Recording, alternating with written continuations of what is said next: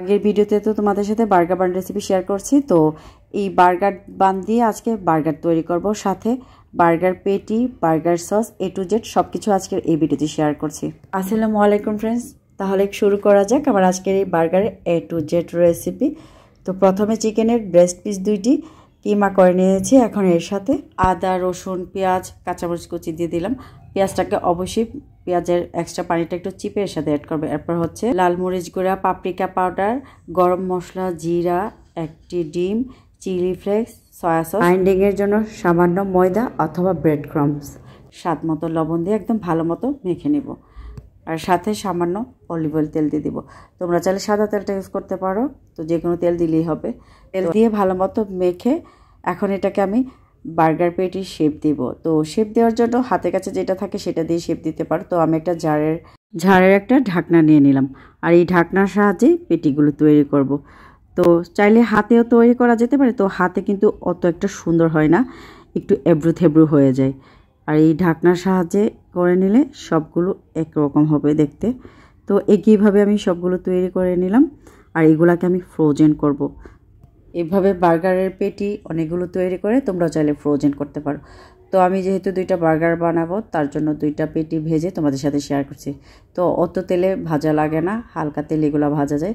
তো প্যানে পরিমাণ মতো তেলে 2টা পেটি ভাজতে দিয়ে দিলাম, আর সেই ফাঁকে আমি বার্গারের সস তৈরি করে নেব। হাতের কাছে যা ছিল তা দিয়ে আমি বার্গার সসটা তৈরি করছি।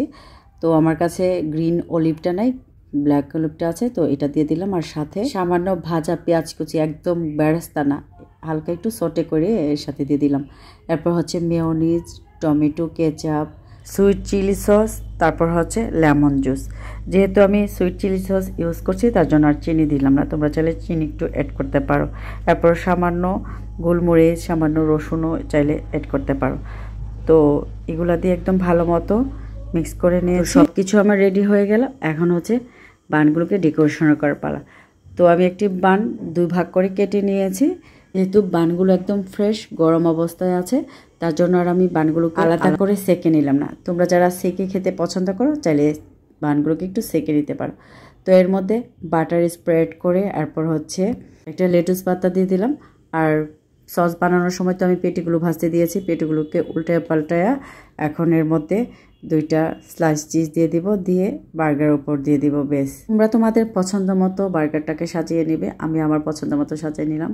বার্গার সাজানোটা অ্যাকচুয়ালি যার যার পছন্দ মতো, যে যেটা পছন্দ করো ওইটাই দিবে, আর যেটা পছন্দ করো না এটা চাইলে স্কিপ করতে পারো। আবার পেঁয়াজটাকে চাইলে হালকা একটু তেলে ফ্রাই করে দিতে পারো। তো পেঁয়াজের উপর 2 পিস টমেটো দিয়ে উপরে আরও কিছু বার্গার সস দিয়ে এখন উপরের পার্টটা দিয়ে টুথপিক দিয়ে আটকে দেব। এইগুলো চাইলে স্কিপ করতে পারো, এটা জাস্ট সুন্দর দেখার জন্য আমি একটা চেরি দিয়ে দিলাম। তো হয়ে গেল তো আমার রেস্টুরেন্ট থেকেও মজার ঘরে তৈরি বার্গার। তো এখান থেকে একটা বার্গার কেটে তোমাদের সাথে একটু এনজয় করি। তো তোমাদের ভাই আসছিল পরে আমি এভাবে বার্গার তৈরি করে ওকে খাওয়াইছিলাম।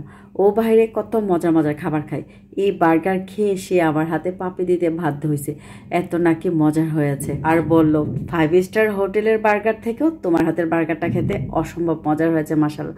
যা আমার মুখে প্রশংসা শুনে তো আমি একেবারে শেষ।